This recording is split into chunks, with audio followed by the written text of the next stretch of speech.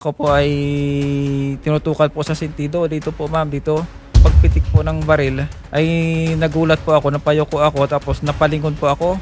Inano talaga yung baril, yung trigger? Opo, dito po sa sentido ko, pinitik talaga yung yung baril. Pag ganyan, pagpitik na ganyan na ano ko po, parang may langaw dito na umano sa buhok ko. Kaya yung, tapos narinig ko yung pagpitik ng baril. Gaano ka nakadagal na nag-drive ng pedicab? 3 years na po. Doon ka lang talaga rin sa lugar na yon. Opo ma'am, doon sa may Jeep Rizal po papunta ng Area 5. At nakita naman namin, rehistrado ka naman. Di ba? Opo, opo. Hindi ka, anong tawag na, kolorum. Opo, opo. Okay? Nung gabing yun, saan ka nang galing? Meron ka bang hinatid? Galing po ako ma'am sa pilahan ng doon po sa Jeep Rizal sa may harap ng Angel's Burger.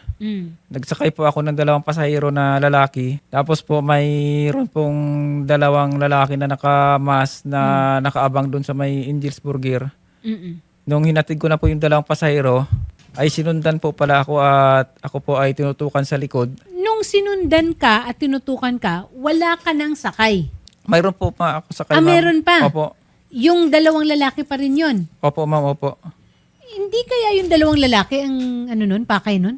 Hindi po, ma'am, kasi ako po ay tinutukan po ako sa likod. Ikaw mismo, tumama ba sa likod mo? Kasi nakita namin na ginigit-git ka na nila, halos mababangga ka na nila, hawak nga yung baril, dito sa may batok mo, no? Opo ma'am, bagamat po ma'am yung baril po ay hindi po pumutok, ako po ay hinabol pa uli, dinikitan at ako po ay tinutukan po sa sentido. Dito po ma'am, dito. Pagpitik po ng baril ay nagulat po ako, napayoko ako, tapos napalingon po ako. Inano talaga yung baril, yung trigger? Opo, dito po sa sentido ko, pinitik talaga yung yung baril. Pag ganyan, pagpitik na ganyan na ano ko po na parang may langaw dito na umano sa buhok ko.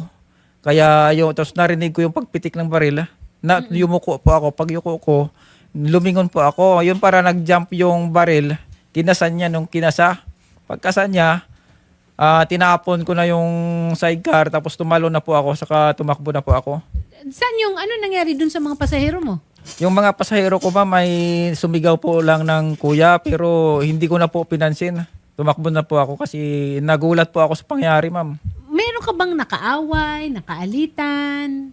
Sa natatandaan ko lang po ma'am, kasi dati po akong security guard sa UP Diliman. Kinakasama ko po, mayroon pong kinasuhan ng sa sexual harassment. Yung empleyado po ng UP.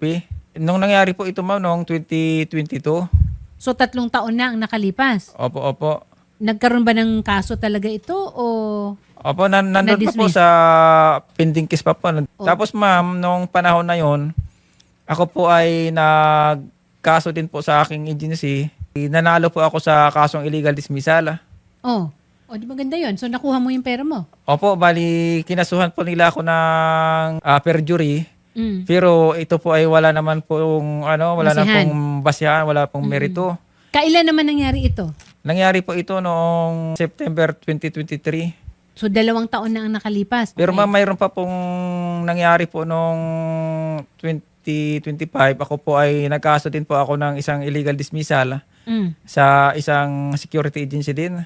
Kasi ako po ay siniraan po ako ng aking detachment commander. Ako po ay nagkaso po ako ng constructive illegal dismissal din sa dati kong agency din. Ngayon po pending case pa.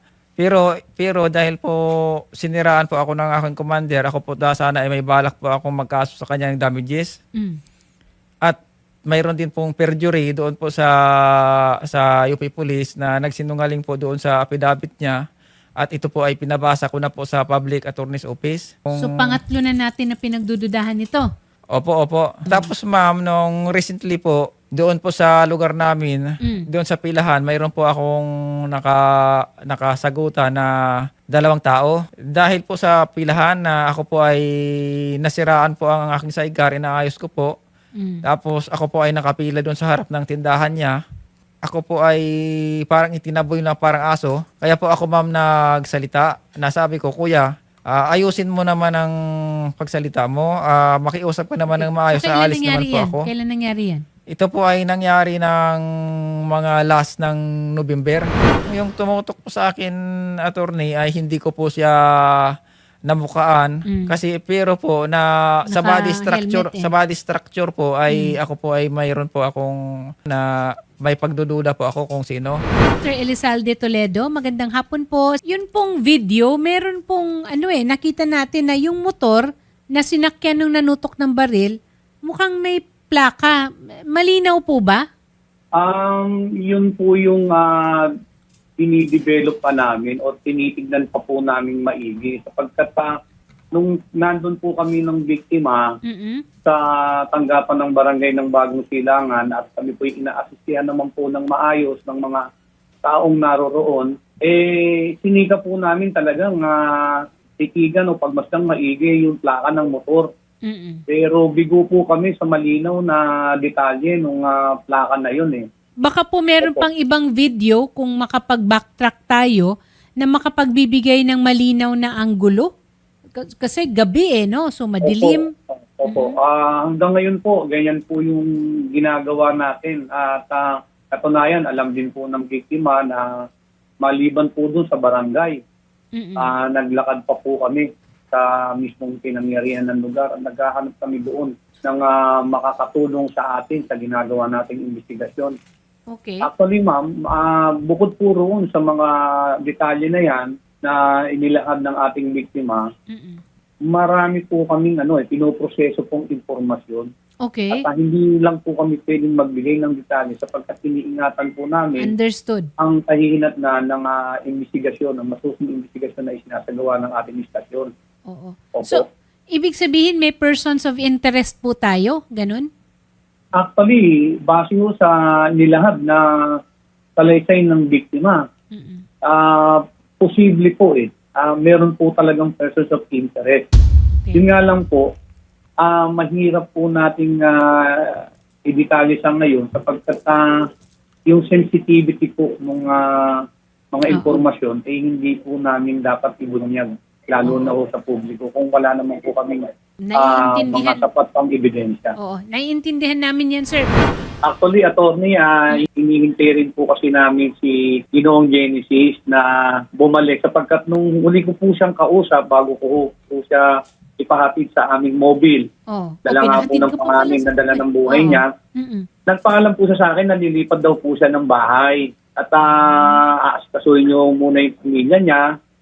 Kaya naman po kami, siguro baka dahil nga darating yung okasyon, binigyan namin siya ng pagkakataon na makapagpahinga, bigyan niya ng attention yung sarili niya. Pero nagulat din po kami at nandito na po pala sa inyong programa. At natutuwa po kami sapagkat matutulungan niyo na po kami sa pag-resolve nitong bagay na to.